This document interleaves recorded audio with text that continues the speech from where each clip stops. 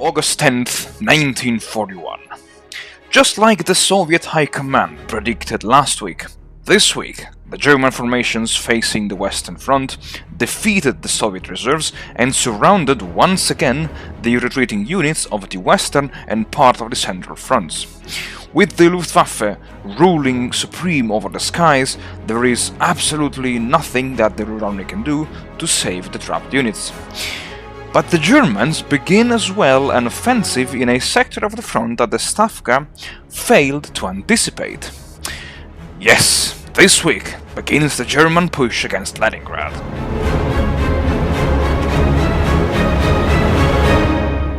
Howdy folks, welcome back to the channel and welcome to a new weekly episode of War in the East 2, the online challenge. And let's say, yes, unsatisfied by their success against the Western Front, this week the Germans also began the offensive against Leningrad, and to make things even worse, the Luftwaffe is again ruling the skies over the Soviet Union, which forced me to put all of my air groups on resting mode, and of course to deactivate the air support, the ground support for my ground troops.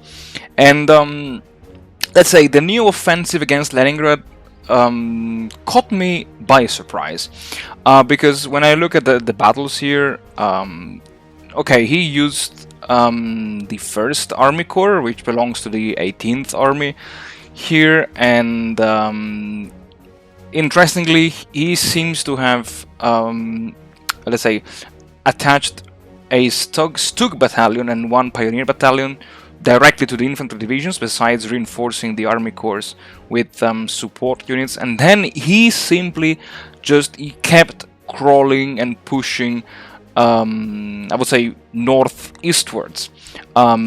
Okay, here he routed 1 rifle division, and he began dismantling the Luga line. All of the efforts that I've put in raising these forts to level 3, they were just nullified in one go. But even worse, he even captured Novgorod with the 18th Motorized Infantry Division. I was not expecting that. Interestingly, however, I spotted here the 12th Panzer Division from the 57th Motorized Army Corps. He did not replace Kunzen, who is like a mediocre leader, and I believe that he sacrificed part of the 3rd Panzer Group to reinforce the 4th one. Most likely because, as I said in the past, he is really determined to achieve a breakthrough by massing all of the resources against one specific point of my lines. And maybe this explains why he only attacked here, because honestly, say if I was the commander of the Axis, I would have tried to attack maybe here and then directly in this direction over here. Yeah, maybe because I would have tried at least to encircle these units of the Luga line, because by removing these units, he will have literally the road open to Leningrad. But he didn't do it. And again, I think I will have to talk to him in a few turns and see why he didn't attack me also on the, I would say, on my right flank or on his left flank of the Luga line over here. But still, again, he breached the Luga line, and I assume that his goal is now to take Chudovo, Lyuban, MGA, and then Schlüsselburg, because by taking these hexes, he can then trigger, I believe, Operation Typhoon, which will give him even more OP support units. Yeah, this is my my guess.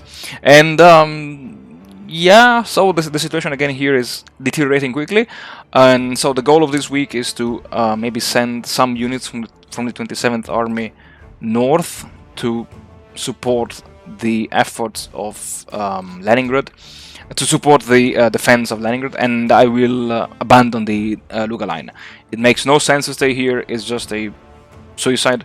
I will try to hold a line, let's say, behind this area over here, and I will have like a half ring of troops over here, and then I will start fortifying the Volkov as well.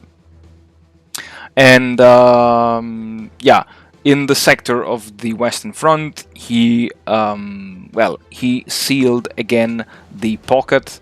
Some units got routed, I saw. Yeah, like the Voronezh Militia Division, the 107 Tank Division, all of these units over here, they either retreated or got routed. Yeah, exactly, you can see them here, while others just retreated even more inside this pocket. And even though I'm tempted now to again try to attack this very weak regiment of the 29th Motorized Infantry Division, I am not doing it because I need to fortify my line.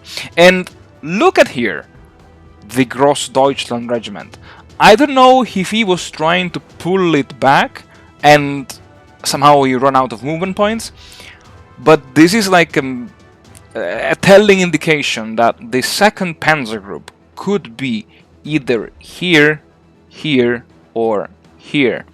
And if the 2nd Panzer Group is between, let's say, Gomel, Klinzy, Starodoub, and Semenovka, and here I see, I mean, I'm spoiling a little bit something of the situation in Ukraine, but here I see that the motorized infantry brigades, and here there is like a bulge. I'm sure there is an enemy unit here. I don't know. He might be going for the I wouldn't call it the Kiev pocket because Kiev is already in his hands, but for an encirclement of all this bulge of the central front and of the southwestern front, which of course I must prevent from happening. But anyway, let's focus now on this area of the front.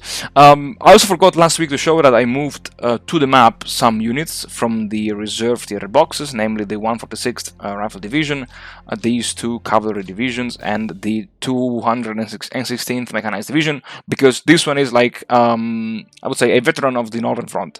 Somehow it got a morale of 60 over 50 and an incredible amount of experience, like 52 and 54 and 56 and 58, 56, 55, 57. Like these, I would say, is one of the best division I could deploy on the battlefield. And so I said, okay, you know what, screw it. These guys are doing nothing in the reserves. They have to move onto the battlefield. And yeah, so this week I have to consolidate my front line, shift some units northwards to reinforce the crumbling defenses of Leningrad. And maybe in retrospective it was a mistake to move these 3 rifle divisions here because now I need them here on the Leningrad front. Oh my god, it's so bad. But anyway, I will do my best to consolidate my lines this week. And enough talking, folks, and it's time now to jump straight into the episode. Oh, and before doing it, I forgot the events. Okay, we have Soviet partisans active. Okay, it's very low, and we have Soviet partisans. We have the fall of Odessa. Okay, the Axis gains 15 AP. We have again, as I said, the Luftwaffe rules the skies, and of course the defeat of the coastal army. And yeah, I mean, it was supposed to happen. As I said in the last episode, I was not expecting Odessa to fall that quickly.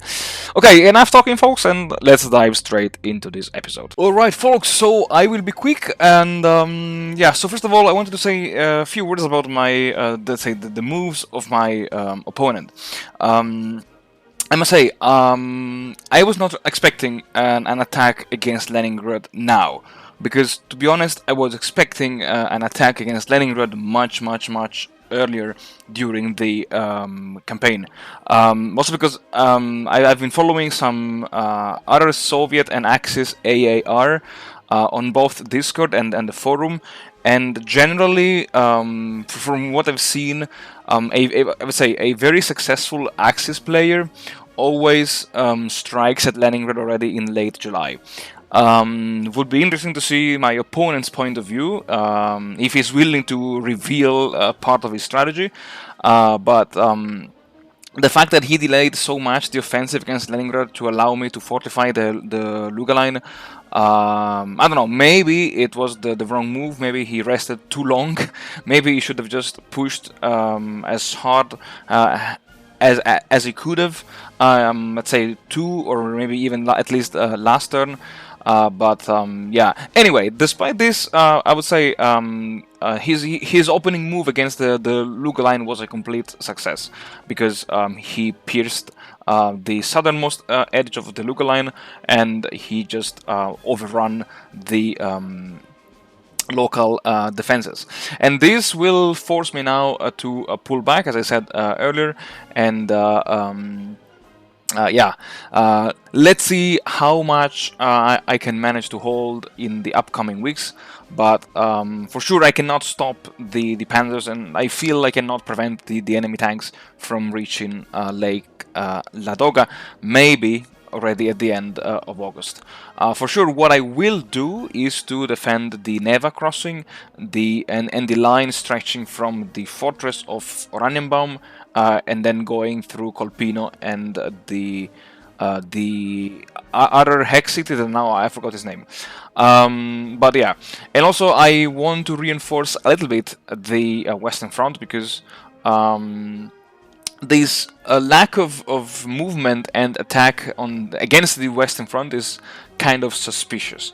And okay, that the Germans are now in a pretty good shape, I would say. So let's see. Time will tell. Option A, I will see the bulk of the German armor advancing towards Leningrad, which would be like quite dangerous for me. Option B, only the 4th Panzer Group will advance on Leningrad, and the rest of the other two Panzer Groups, and Panzer Group number 2 and number 3, will be getting ready for either Operation Typhoon or for a maneuver south towards Kiev, and in recreating the famous Kiev pocket that every Axis player loves to do. And yeah, folks, I would say that's all for this quick chit chat. As always, don't leave the channel, because there is another episode in which, as always, we will have a look at what happens south of the Pripyat marshes. I wish you all the best, folks, and as always, I'll see you all again in the next video.